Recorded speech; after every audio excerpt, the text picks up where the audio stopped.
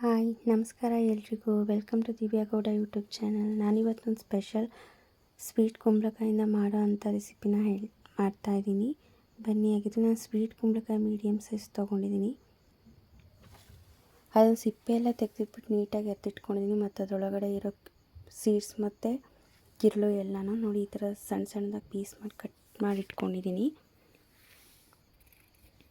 Next ಇದಾದಮೇಲೆ ಇದಕ್ಕೆ ಬೇಕಾಗಿರೋ ಪದಾರ್ಥ ಮೇನ್ ಬೆಲ್ಲ ಒಂದು 150 ಗ್ರಾಮ್ ಅಷ್ಟು ತೊಗೊಂಡಿದ್ದೀನಿ. ಗಸಗಸೆ, ಏಲಕ್ಕಿ, ಡ್ರೈ ಫ್ರೂಟ್ಸ್ ಮತ್ತು ಒಂದು ಹಾಫ್ ಕಪ್ ತುರಿದಿರೋ ಕಾಯಿ ತುರಿ. ಸ್ಟವ್ ಮೇಲೆ ಕುಕ್ಕರ್ನ ಇಟ್ಬಿಟ್ಟು ನೀರು ಬಿಸಿ ಆದ ಕೂಡಲೇ ನಾನು ಹಚ್ಚಿಟ್ಕೊಂಡಿರೋ ಕುಂಬಳಕಾಯಿ ಎಲ್ಲ ಪೀಸಸ್ನ ಹಾಕ್ಬಿಟ್ಟು ಒಂದು 2 ವಿಷಲ್ ಹಾಕಿಸ್ಕೊತೀನಿ.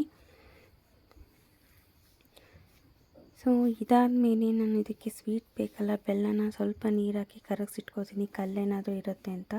ಮತ್ತು ಒಂದು 2 ಟೇಬಲ್ ಸ್ಪೂನಷ್ಟು ತುಪ್ಪ ಹಾಕ್ಕೊಂಡು ಸಣ್ಣದಾಗಿ ಕಟ್ ಮಾಡಿ ಇಟ್ಕೊಂಡಿರೋ ಡ್ರೈ ಫ್ರೂಟ್ಸ್ನೆಲ್ಲ ತುಪ್ಪದಲ್ಲಿ ಫ್ರೈ ಮಾಡ್ಕೊತೀನಿ.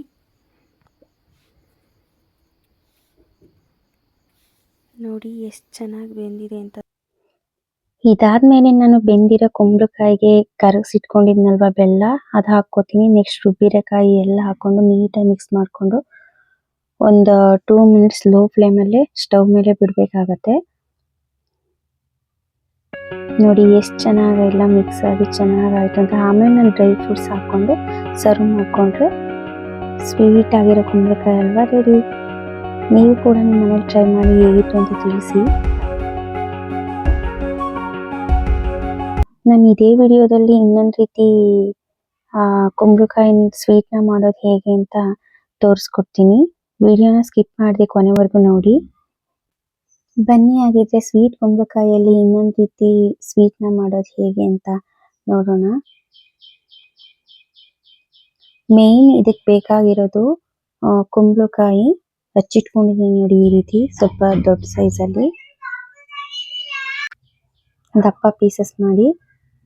ಸ್ಟವ್ ಮೇಲೆ ಒಂದು ಪಾತ್ರೆ ಇಟ್ಬಿಟ್ಟು ಸ್ವಲ್ಪ ನೀರು ಹಾಕಿ ಬಿಸಿ ಆದ ಕೂಡಲೇ ನಾನು ಈ ಥರ ಹೆಚ್ಚಿಟ್ಕೊಂಡಿರೋ ಕುಂಬಳಕಾಯಿನೆಲ್ಲ ಪಾತ್ರೆ ನೀಟಾಗಿ ಈ ರೀತಿ ಒಂದ್ರ ಮೇಲೆ ಜೋಡಿಸ್ಕೊಂಡು ಪ್ಲೇಟ್ನ ಕ್ಲೋಸ್ ಮಾಡಿಕೊಂಡು ಆಮೇಲೆ ರೆಡಿ ಮಾಡಿ ಇಟ್ಕೊಂಡಿರೋ ಕಾಯಿ ತುರಿ, ಬೆಲ್ಲ, ಏಲಕ್ಕಿ, ಗಸಗಸೆ ಇದನ್ನೆಲ್ಲನ ಒಂದು ಮಿಕ್ಸರ್ ಜಾರ್ಗೆ ಹಾಕ್ಕೊಂಡು ರುಬ್ಕೋಬೇಕಾಗತ್ತೆ. ನೋಡಿ ಈ ರೀತಿ ಕಾಯಲ್ಲಿ ಮಾಡ್ಕೊಬೇಕು. 5 ನಿಮಿಷಕ್ಕೆ ಎಷ್ಟು ಸಾಫ್ಟಾಗಿ ಬೆಂದ್ಬಿಟ್ಟಿರುತ್ತೆ ಆಗಲೇ. ಸೊ ಇದನ್ನು ನಾವು ಸ್ವಲ್ಪ ಹಾರ್ಕೊಳ್ಳೋಕೆ ಬಿಟ್ಬಿಟ್ಟು ಒಂದು 5-10 ನಿಮಿಷ ಆದಮೇಲೆ ಪ್ಲೇಟ್ಗೆ ಹಾಕ್ಕೊಂಡು ಸರ್ವ್ ಮಾಡಿಕೊಂಡು ತಿನ್ಬೋದು. ಕಾಯಿ ಹಾಲು ಮತ್ತು ಅದನ್ನು ಮಿಕ್ಸ್ ಮಾಡಿಕೊಂಡು ಜೊತೆ ತುಪ್ಪನೂ ಹಾಕ್ಕೊಂಡು ತಿಂದರೆ ತುಂಬ ಟೇಸ್ಟಿಯಾಗಿರುತ್ತೆ. ನೋಡಿದ್ರಲ್ಲ ವೀಕ್ಷಕರೇ, ಇದು ಒಂದೇ ವಿಡಿಯೋದಲ್ಲಿ ನಾನು 2 ರೀತಿ ಕುಂಬಳಕಾಯಿಂದ ಹೇಗೆಲ್ಲ ಸ್ವೀಟ್ ಮಾಡ್ಬೋದು. ಒಂದು ಹಲ್ವಾ ಮತ್ತು ಇನ್ನೊಂದು ನಮ್ಮ ಸೈಡೆಲ್ಲ ಪಾಳ ಅಂತಾರೆ, ನಿಮ್ಮ ಕಡೆ ಎಲ್ಲ ಏನು ಹೇಳ್ತಾರೋ ಗೊತ್ತಿಲ್ಲ. ಸೊ ತುಂಬ ಟೇಸ್ಟಿಯಾಗಿದೆ, ತುಂಬ ಚೆನ್ನಾಗಿದೆ. ಇದೇನು ಗೊತ್ತಾ, ಮಾಡಿದ ತಕ್ಷಣ ತಿಂದರೆ ಅಷ್ಟು ಚೆನ್ನಾಗಿರಲ್ಲ.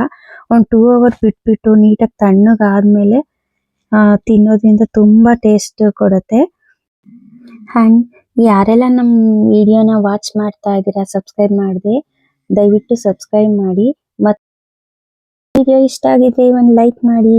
ನೀವು ಕೂಡ ನಿಮ್ಮ ಮನೆಯಲ್ಲಿ ಈ ರೆಸಿಪಿನ ಟ್ರೈ ಮಾಡಿ ಹೇಗಿತ್ತು ಅಂತ ಕಮೆಂಟ್ ಮೂಲಕ ತಿಳಿಸಿ. ಎಲ್ಲರೂ ನಗ್ನಗ್ತಾ ಖುಷಿಯಾಗಿರಿ. ಇನ್ನೇನು ಹೇಳೋದು. ಹಾಗೆ ಇಷ್ಟ ಆಗಲಿಲ್ಲ ಅಂದರೂ ಕೂಡ ಅನ್ಲೈಕ್ ಕೂಡ ಮಾಡ್ಬೋದು. ನಿಮ್ಗೆ ಏನು ಅನಿಸುತ್ತೆ ಅದನ್ನು ಮಾಡಿ. Thank you. Once again, thank you so much. Do subscribe our Divya Gowda YouTube channel. Thank you.